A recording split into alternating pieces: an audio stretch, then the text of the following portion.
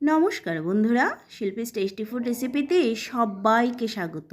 আজকে আমি দারুণ টেস্টি দেশি মুরগির ঝোলের রেসিপি আপনাদের সাথে শেয়ার করছি। তো চলুন দেখে নেই আজকে আমার এই রেসিপিটা। মুরগির ঝোল বানানোর জন্য আমি এখানে 700 গ্রামের মতো মাংস ভালো করে ধুয়ে নিয়েছি। এবার তার মধ্যে পরিমাণ মতো নুন, সামান্য হলুদ গুঁড়ো আর কাশ্মীরি লাল লঙ্কার গুঁড়ো দিয়ে দিচ্ছি। সর্ষের তেল দিয়ে দিলাম। এবার এগুলোকে ভালো করে মাখিয়ে নেব। আমি কালারটা লাল হওয়ার জন্য এখানে কাশ্মীরি লাল লঙ্কার গুঁড়ো দিলাম।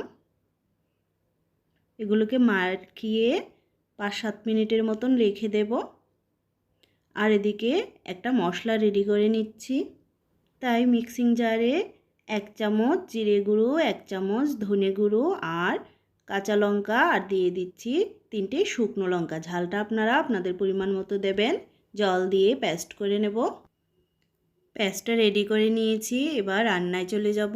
তার জন্য গ্যাস ওভেনে কড়াই বসিয়ে সর্ষের তেল দিয়ে দিলাম। তেলটা গরম হয়ে গেলে তার মধ্যে ডুমো ডুমো করে কেটে রাখা আলু দিয়ে দিচ্ছি। আমি এখানে 3টে আলু দিয়েছি। পরিমাণ মতো নুন আর হলুদ গুঁড়ো দিয়ে আলুগুলোকে ভেজে নেব।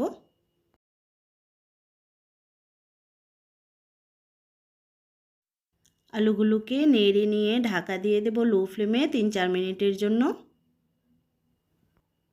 3-4 মিনিট পর ঢাকনাটা খুলে নিচ্ছি। একটু নেড়ে চেড়ে আলুগুলোকে ভালো করে ভেজে নিচ্ছি।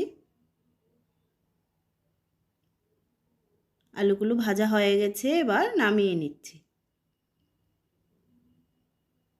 নামিয়ে নিয়ে কড়াইয়ে আরেকটু তেল দিয়ে দিলাম। এবার তার মধ্যে লং, এলাচ আর দারচিনি দিয়ে দিলাম। 10 সেকেন্ডের মতো এগুলোকে নেড়ে নিয়ে তার মধ্যে পেঁয়াজ কুচি দিয়ে দিচ্ছি।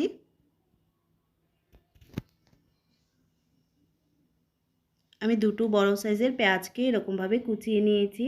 পেঁয়াজটাকে লাল করে ভেজে নেব।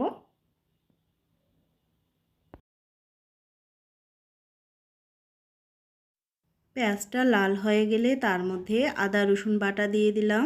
আমি এখানে 1.5 চামচের মতো আদা রসুন বাটা দিয়েছি। আদা রসুন বাটাটাকে ভালো করে মিশিয়ে নেব। ভালো করে মিশিয়ে নিয়ে তার মধ্যে যে মশলাটা পেস্ট করে রেখেছিলাম মশলাটাকে দিয়ে দিলাম। মিশিয়ে নিচ্ছি। মশলাটাকে একটু কষিয়ে নিয়ে তার মধ্যে একটা টমেটো কেটে দিয়ে দিলাম। পরিমাণ মতো নুন দিয়ে দিচ্ছি হলুদ গুঁড়ো। এবার ভালো করে মিশিয়ে নেব।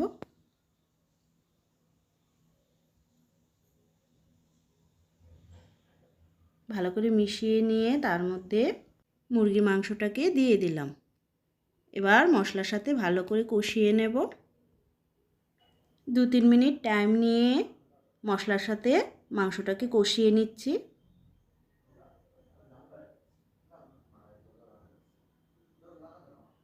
কষিয়ে নিয়ে সামান্য একটু জল দিয়ে দিচ্ছি। মিশিয়ে নিচ্ছি। মিশিয়ে নিয়ে ঢাকা দিয়ে দেব 12 থেকে 15 মিনিটের জন্য। 5-6 মিনিট পর একবার ঢাকনাটা খুলে নিচ্ছি। মিশিয়ে নেব।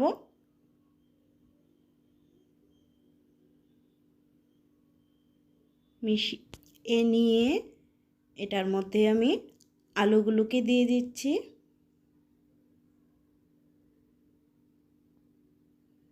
আর দিয়ে দিচ্ছি কিছুটা ছোট সাইজের পেঁয়াজ। ঢাকা দিয়ে দেব এবার আরও 7-8 মিনিটের জন্য। এবার ঢাকনাটা খুলে নেড়ে নেব। এবার নেড়ে চেড়ে মাংসটাকে আমি ভালো করে কষিয়ে নেব। 3-4 মিনিট টাইম নিয়ে মাংসটাকে কষিয়ে নিচ্ছি।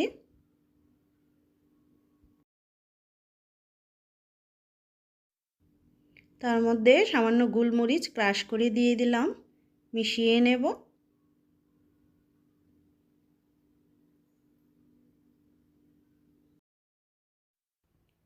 মাংসটা ভালো করে কষানো হয়ে গেছে।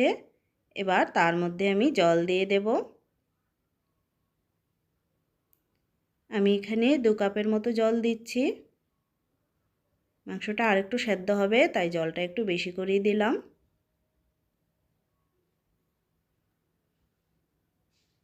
জলটাকে ভালো করে মিশিয়ে নিচ্ছি।